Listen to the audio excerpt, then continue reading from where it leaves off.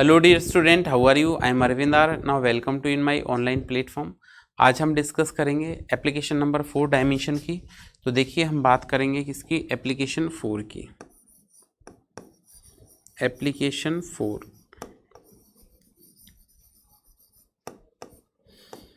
Application number 4 क्या है? To find out the unit unit of given physical quantity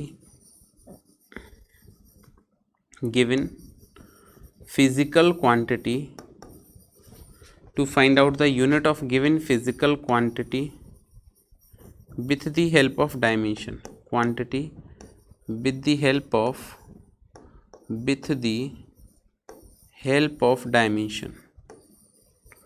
the help of dimension। तो ये आपको बताना है क्या है? To find out the unit of a given physical quantity with the help of dimension. Dimension की हेल्प से कोई भी फिजिकल क्वांटिटी है, आपको क्या करना है? उसकी यूनिट फाइंड आउट करनी है। ठीक है, तो एग्जाम्पल देखते हैं। एक एग्जाम्पल है the dimension of a physical quantity the dimension of a physical quantity is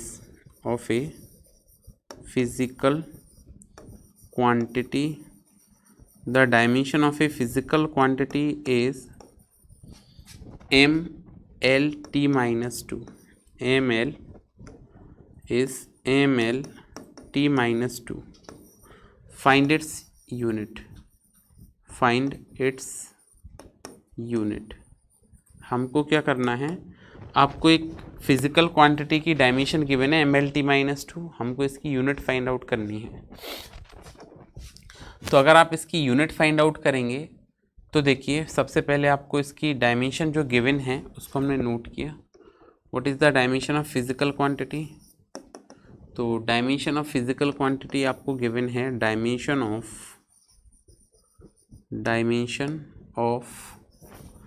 physical quantity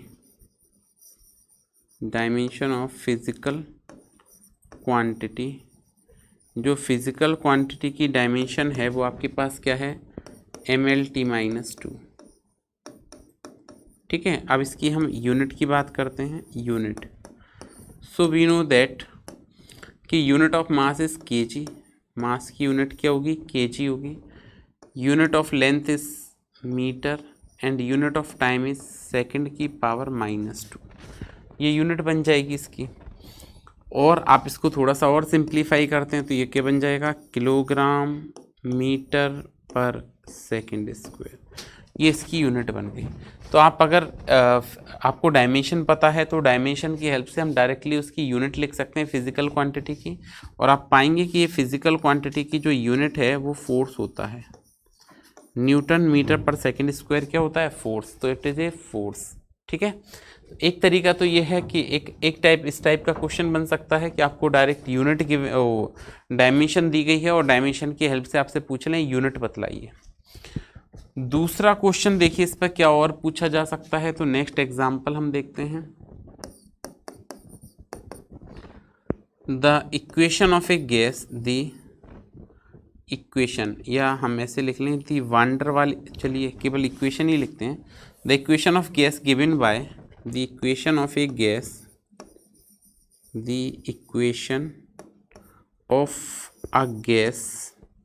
is given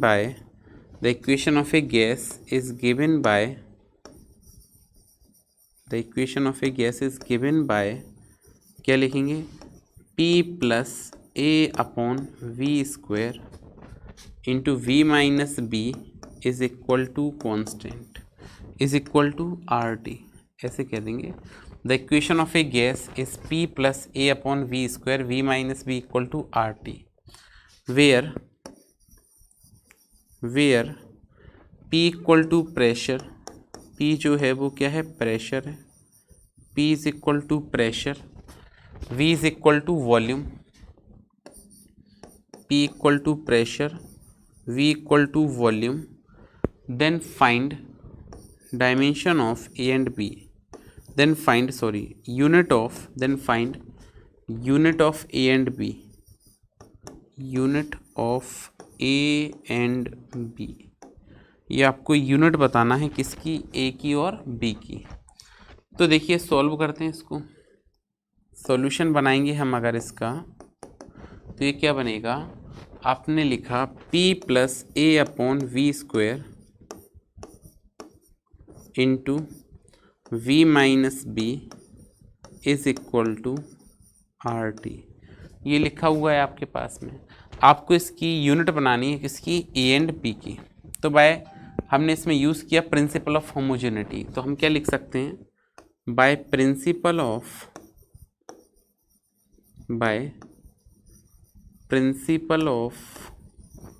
homogeneity, by the principle of homogeneity हम क्या लिखेंगे यहाँ पे, unit of A upon V square is equal to unit of P is equal to what, unit of P. अब देखिए ए upon V square, तो A V क्या है यहाँ पे, वॉल्यूम है, लिखा नहीं है तो आप यहाँ पे लिख लीजिए P equal to pressure, P equal to what, pressure, and V equal to what, volume. P pressure है और वी क्या है आपके पास, वॉल्यूम है। सो हमने लिखा A by V square, volume की यूनिट क्या होती है, मीटर क्यूब, इसका square, equal to pressure. Pressure का बेसिक फॉर्मूला अगर आप देखें तो प्रेशर का बेसिक फॉर्मूला होता है फोर्स अपॉन एरिया, ठीक है। तो देखिए ये फोर्स की यूनिट बनेगी न्यूटन और एरिया की क्या बनेगी, मीटर स्क्वायर। हम आगे इसको अगर सॉल्व करेंगे तो ये बन जाएगा आपका क्या, ए मीटर क्यूब है ना, तो स्क्वायर करेंगे तो मीटर की पावर 6 आ जाएगी, न्यूटन पर मीटर स्क्वायर हो जाएगा। ये इसके इधर मल्टीप्लाई करते हैं तो मल्टीप्लाई करने पे ये बनेगा ए इज इक्वल टू न्यूटन पर मीटर स्क्वायर इंटू मीटर की पावर 6। सॉल्व कर दो इसको, जैसे हमने सॉल्व किया तो ये मीटर स्क्वायर से ये मीटर की पावर 6 कैंसिल हो गई, तो ये मीटर की पावर 4 आ जाएगी। मतलब ए की जो यूनिट है वो न्यूटन इंटू मीटर की पावर 4, ये आपका आंसर बन गया। क्या बन गया, न्यूटन इंटू मीटर की पावर 4। नेक्स्ट समझिए, फिर v माइनस बी था तो हमको a की चाहिए यूनिट, तो ये की आ गई यूनिट। फिर हम b की यूनिट कैलकुलेट करेंगे, तो अगर आप b की यूनिट कैलकुलेट करेंगे तो हम ऐसे लिख सकते हैं क्या, unit of b equal to unit of v equal to unit of v। तो अब b इक्वल टू v क्या है, v मीटर क्यूब होता है, तो ये आपका आंसर आ गया। ऐसे सॉल्व करना है इस टाइप का एग्जाम्पल। एक और एग्जाम्पल हम सॉल्व करते हैं, एक और क्वेश्चन लिखते हैं इस टाइप में, ठीक है। नेक्स्ट एग्जाम्पल समझिए, देखिए क्या है, the displacement equation of A particle, the displacement equation of a particle, displacement equation of a particle is given by, of a particle is given by, कोई भी पार्टिकल है उसकी डिस्प्लेसमेंट इक्वेशन आपको given है, x equal to A plus B T plus C T square, then where, ऐसे लिखें, where T equal to time, where T equal to what, T equal to time, then find, where T equal to time, then find unit of A B and C, then find unit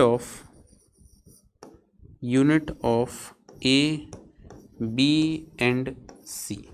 तो displacement equation given है, particle के x equal to A plus B T plus C T square, we have to find the unit of A B and C. तो देखिए इसको हम solve करेंगे principle of homogeneity से। Solution क्या जाएगा, आपकी डिस्प्लेसमेंट इक्वेशन क्या है, x is equal to A plus B T plus C T square, ये डिस्प्लेसमेंट इक्वेशन है। तो आगे हमने लिखा है इसमें क्या, by principle of homogeneity, by principle of homogeneity, homogeneity के प्रिंसिपल से हम क्या कह सकते हैं, तो हम लिख सकते हैं बाय प्रिंसिपल ऑफ होमोजेनिटी, क्या लिखेंगे, unit of A, by principle of homogeneity unit of A equal to unit of X, equal to unit of X. Principle of homogeneity से unit of A equal to unit of X, तो A is equal to X की unit, X displacement है और हमको पता है displacement की unit क्या होती है, मीटर। तो हमने ए की यूनिट फाइंड आउट कर ली कि unit of A is what, metre. फिर आगे बात करें हम unit of B T, unit of B T equal to unit of X, unit of B T equal to unit of X. तो B और टाइम की यूनिट क्या होती है, सेकेंड होती है, ठीक है। इक्वल टू एक्स क्या होगा, मीटर में, क्योंकि एक्स डिस्प्लेसमेंट है, तो बी की यूनिट आ जाएगी आपके पास क्या, मीटर पर सेकेंड। ये आंसर आ गया, ठीक है। अच्छा जी, आगे लिखते हैं नेक्स्ट देखिए कॉन्सेप्ट क्या आएगा। तो हम लिखेंगे unit of C T square, क्या लिखेंगे, unit of C T square equal to, चलिए देखें, unit of C T square equal to unit of X, equal to unit of X. तो c और t क्या है, टाइम, टाइम की unit क्या होगी, सेकेंड स्क्वायर। तो c into second square equal to unit of x metre हो जाएगा। तो c क्या आ जाएगा, मीटर पर सेकेंड स्क्वायर आ जाएगा। तो ये हमने इस प्रकार से सबकी यूनिट्स कैलकुलेट कर ली। तो बात समझ में आई है, आप यूनिट कैसे फाइंड आउट कर सकते हैं। ये एप्लीकेशन नंबर 4 हो गया। फिर देखिए इसके बाद ये आपका जो डायमेंशन वाला टॉपिक था वो कंप्लीट हो गया, ठीक है। अब हम नेक्स्ट टॉपिक पढ़ेंगे। तो उसको नेक्स्ट टॉपिक को पढ़ने से पहले कुछ बातें हैं डायमेंशन के बारे में जो आपको याद रखनी है। तो सबसे पहला limitation of dimension, limitation of dimension, क्या क्या लिमिटेशन है इसमें, कहाँ कहाँ लिमिट हो जाती है डायमेंशन को सॉल्व करने में, तो आपको ये बात पता होना चाहिए। तो limitation of dimension, first one is dimension is used to find out with the help of dimension those formula cannot be derived which consist two or more than two term, ठीक है। ऐसे फॉर्मूले को हम ड्राइव नहीं कर सकते हैं in dimension, we can not derive those formula in dimension, या those formula cannot be derived with the help of dimensions, ऐसे लिखें, those formula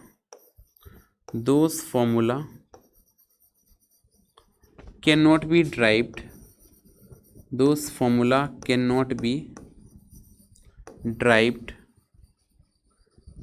with the help of dimension, cannot be derived with the help of dimension, those formula cannot be derived with the help of dimension, क्या बताया, those formula cannot be derived with the help of dimension which consist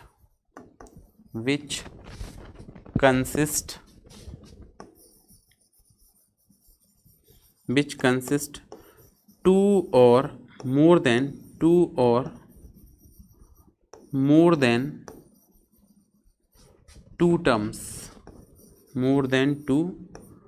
terms, ऐसे formula drive नहीं कर सकते हैं dimension की help से इसमें दो या दो से ज़्यादा टर्म्स का यूज हुआ हो। जैसे for example we know that the second equation of motion is s is equal to U T plus half A T square. So with the help of dimension this formula can not be drive, dimension की help से इस फॉर्मूले को drive नहीं कर सकते हैं हम। तो क्या लिखा, those formula can not B derived with the help of dimension which consist to और मोर देन टू टर्म्स, जिनमें दो या दो से ज़्यादा टर्म्स हैं ऐसे फॉर्मूले को ड्राइव नहीं कर सकते हैं। Only its correctness can be check, only the correctness of formula can be check. क्या लिखेंगे? Only the correctness of formula, only correctness of formula can be check, correctness of formula can be check, can be check. ऐसी condition में हम केवल correctness check कर सकते हैं उस फॉर्मूले की, उसको ड्राइव नहीं कर सकते।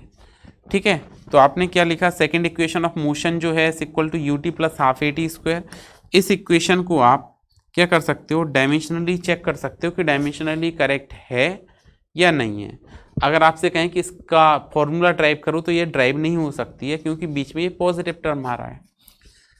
सेकेंड और लिखें, the total mechanical energy of body is given by half M B square plus M G H, that is the total mechanical energy is the sum of kinetic energy and potential energy.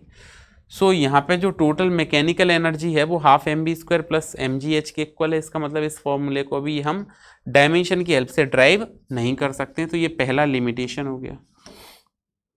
Second limitation की बात करते हैं, तो the formula which can be derived with the help of dimension, the formula of physical quantity, the formula of physical quantity, the formula of physical quantity which can be derived, formula of physical quantity which can be derived with the help of dimension, the formula of physical quantity which can be derived with the help of with the help of dimension, the formula which can be derived with the help of dimension, then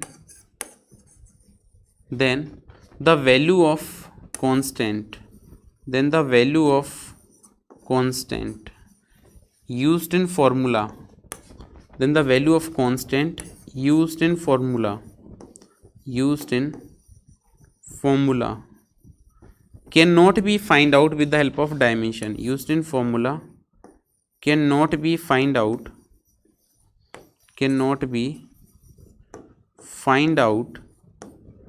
with the help of dimension, cannot be find out with the help of dimension, with the help of dimension। ठीक है, तो dimension की help से ऐसा formula मतलब the formula of physical quantity which can be drive with the help of dimension, then the value of constant used in formula can not be find out with the help of dimension. मतलब अगर कोई आप formula drive कर रहे हो और formula में कोई न्यूमेरिकल वैल्यू आ रही है, तो उस न्यूमेरिकल वैल्यू को डायमेंशन की हेल्प से फाइंड आउट नहीं कर सकेंगे। जैसे फॉर एग्जांपल आपने एक फॉर्मूला ड्राइव किया था, the time period of simple pendulum is T equal to K under root L upon G. ये टाइम पीरियड फाइंड आउट किया था सिंपल पेंडुलम का। तो अगर मैं यहाँ पे कहूँ तो जो एक्चुअल फॉर्मूला होता है उसमें के की वैल्यू 2 पाई है। So the value of 2 pi that is the value of constant can not be find out with the help of dimension. हाँ, आप केवल इतना फॉर्मूला ड्राइव कर सकते हैं डायमेंशन की हेल्प से, T equal to K root L by G, but जो न्यूमेरिकल वैल्यू होगी फॉर्मूले की उसको ड्राइव नहीं कर सकते। जैसे यहाँ पे के 2 पाई है तो इस वैल्यू को फाइंड आउट नहीं कर सकते with the help of dimension. और देखें, जैसे आपने एक और फॉर्मूला प्रूफ किया था सेंट्रीपिटल फोर्स का, F equal to K M B square by R. तो the value of constant K is 1। यहाँ पे जो कांस्टेंट यूज़ हुआ है के, उसकी वैल्यू 1 होती है। तो एक्चुअली इसकी वैल्यू 1 होती है, तो जो फॉर्मूला बनेगा सेंट्रीपिटल फोर्स का वो होता है M B square upon R. तो जो के है कांस्टेंट आप यूज़ कर रहे हैं इसमें फॉर्मूला को ड्राइव करने के लिए, इसकी वैल्यू फाइंड आउट नहीं कर सकते with the help of dimension. ठीक है, तो ये कुछ 2 लिमिटेशन थे, कुछ और लिमिटेशन है इसके 1-2 जो हम कल पढ़ेंगे। आज के लिए इतना ही, फिर मिलते हैं नेक्स्ट क्लास में एक नए कॉन्सेप्ट के साथ। तब तक पढ़ते रहिए, सुरक्षित रहिए। Thank you.